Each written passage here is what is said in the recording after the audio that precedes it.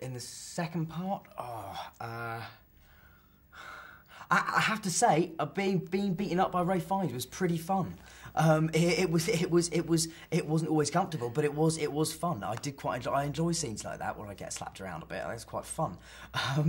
Yeah. So that was good. That was definitely a highlight.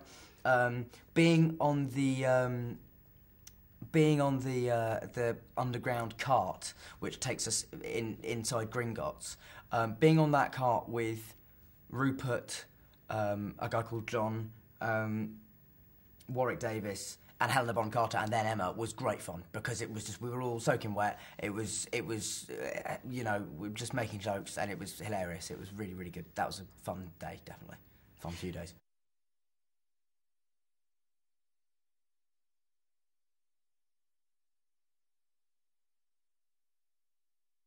Weirdly enough, the most emotional shot of the film was probably the last one, which was not an emotional scene, but it was a scene where literally, it was a shot of me jumping into a fireplace at the end of the Ministry of Magic chase scene, and then after that, that was our last shot on the film, and so that was how we ended it. I think the other emotional scene in this film is the one that I've been most looking forward to as well, was the scene where I walk into the forest and suddenly I see my parents and Sirius and Lupin standing in front of me, and that was an emotional scene, also because Gary came back for it, and you know, and also because, you know, Adrian and Geraldine, who play my parents, are wonderful, and I'm in a way, personally, why I'm so sad they died is that I would have loved to act more with them.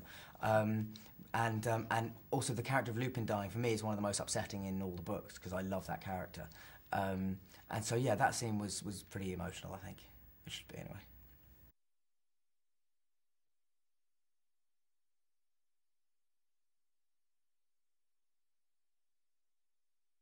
Fight for your life, I suppose, would be one of the main themes. It's a battle to save Hogwarts. It's a battle to survive. It's a battle to see the next morning. That's kind of the thrust of most of the film, and also it has all the Harry Potter themes of, you know, friendship and all those things, and how tested that can be, and, you know, in this even more extreme situation, how much these 3, 4, 5, you know, the whole school relies on each other, and that's what I love about it. It's about communal spirit. And surviving.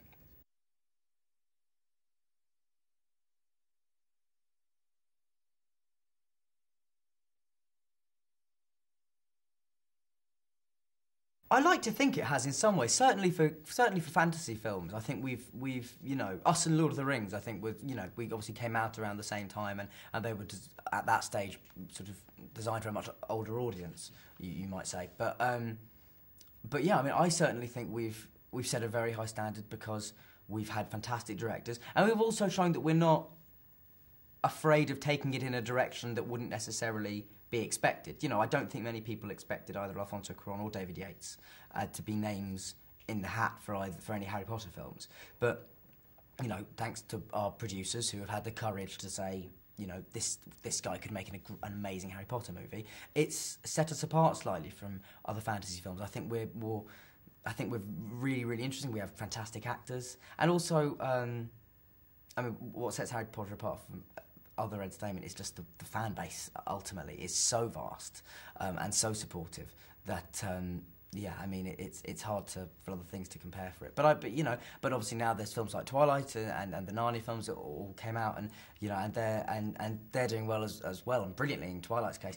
But I think Harry Potter manages to combine an innocence and an Englishness with an edge you rarely see in sort of supposedly children's films.